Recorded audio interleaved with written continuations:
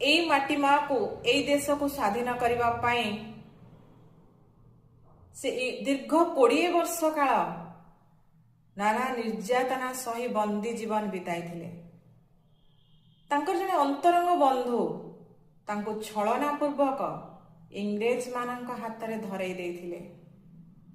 दीर्घ 20 वर्षर निर्यातना सहिबा परे इंग्रेज माने तांकर आखि को नष्ट कर देथिले। सही निर्यातना सही सही तांकर जीवन चली जाइथिला, जीवन दीप लिभि जाइथिला।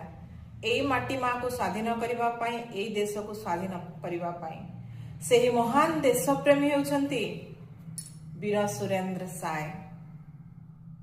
आज वीर सुरेंद्र सायंकर पवित्र जन्म जयंती अवसर रे भक्तिपूत श्रद्धांजलि अर्पण करुछि। बंधु माने समस्ते श्रद्धार सहित भक्तिर सहित सही महान महापुरुषों पाद तले श्रद्धा सुमनटी अर्पण करंतु।